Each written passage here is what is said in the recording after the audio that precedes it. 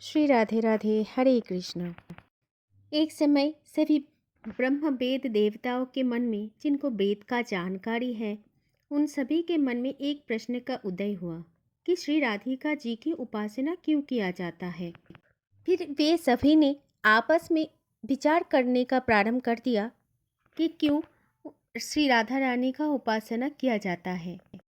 उसी समय भगवान आदित्य अत्यंत कृपालु हुए और उन सभी वेदाचार्य के मन में वैदिक ज्ञान का प्रकट किया। उन्होंने श्री राधा रानी की उपासना के संबंध में श्री राधिका जी के संबंध में श्रुतियों को इस प्रकार बातचीत करते हुए पाया। श्रुतियाँ कहती हैं कि संपूर्ण देवताओं में जो शक्ति है वो श्री राधिका जी है, और इस ब्रह्मांड में जो समस्त प्राणी है वो भी श्री राधिका जी के द्वारा ही उत्पन्न है, अवस्थित है। अर्थात देवता से लेके समस्त क्षुद्र प्राणियों तक सभी जीवों में श्री राधिका रानी विराजमान है और श्री राधा रानी की शक्तियाँ स्थित है।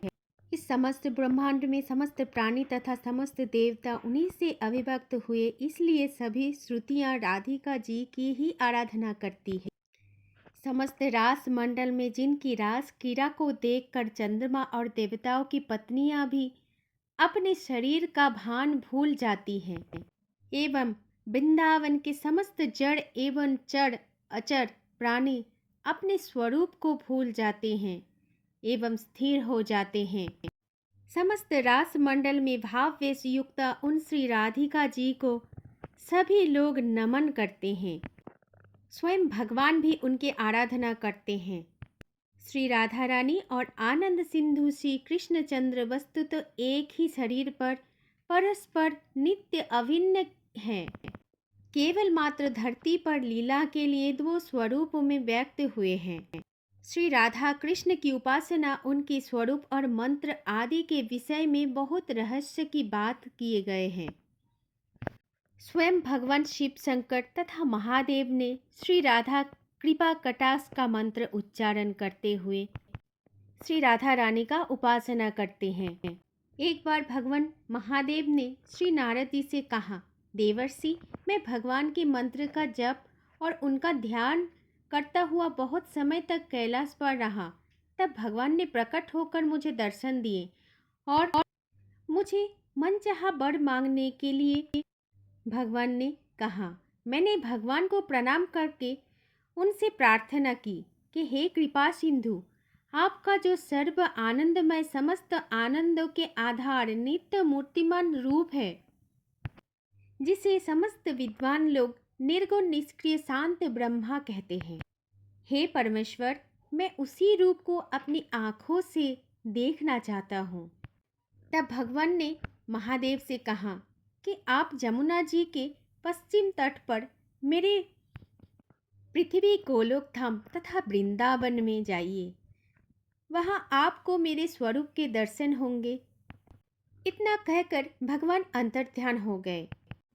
तब भगवान महादेव ने उसी क्षण मनोहर यमुना तट पर जाकर देखा। समस्त देवताओं के ईश्वरों के ईश्वर भगवान श्री कृष्ण मनोहर गोप वेश धारण किए और उनकी सुंदर किशोर अवस्था है श्री राधिका रानी, जो भगवान कृष्ण के कंध पर अपना अति मनोहर बायां हाथ रखे हुए सुंदर त्रिभंगी से खड़े मुस्कुरा रही हैं और चारों ओर गोपियां का मंडल है। शरीर की कांति सलज जलज के सदृश एक स्निग्ध श्याम वर्ण है। आप अखिल कल्याण के एकमात्र आधार है।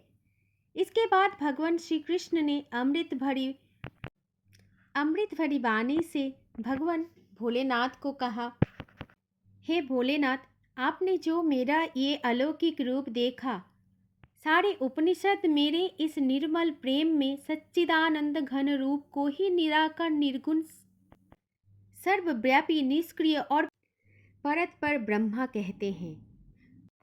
हे महादेव, मुझ में प्रकृति से उत्पन्न कोई गुण नहीं है और मेरे गुण अनंत है, उनका मैं वर्णन नहीं कर सकता।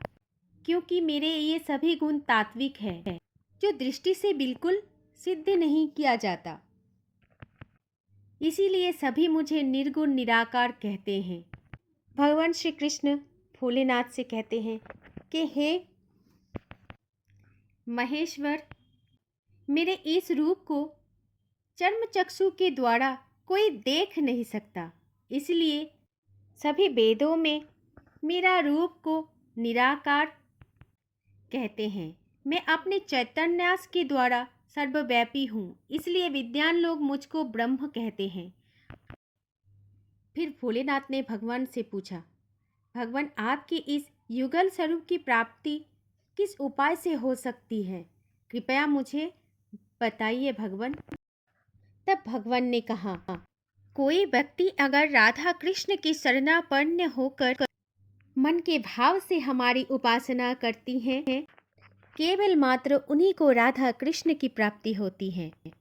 अन्य किसी को भी ये सत्य का ज्ञान प्राप्त नहीं होते। और एक सत्य बात है महादेव, अगर कोई व्यक्ति अपने पूरे भाव के साथ, प्रयत्न के साथ इस भाव को प्राप्ति के लिए श्री राधा रानी की उपासना करनी चाहिए। भगवान श्री कृष्ण ये कहते हैं महादेव से कि हे महादेव, यदि आप मुझको अपने वश में करना चाहते हैं, मेरी कृपा पाना चाहते हैं, तो आपको सबसे पहले श्री राधा रानी के शरण में जाना पड़ेगा। दोस्तों, श्री राधा रानी की उपासना इसलिए किए जाते हैं क्योंकि वे प्रेम, करुणा, भक्ति की देवी मानी जाती हैं। जो भी व्यक्ति श्री राधा रानी की उपासना करते हैं, उन्हें हमेशा भगवान श्री कृष्ण की कृपा प्राप्त होती है। भगवान कृष्ण कहते हैं, जिन्हें कृष्ण कृपा प्राप्त करना हो, वो सबसे पहले श्री राधा रानी का उपासना करें। राधा रानी को भक्ति की देवी माना जाता है और उनकी कृपा से भक्तों को सुख, समृद्धि और मोक्ष की प्राप्त होती है।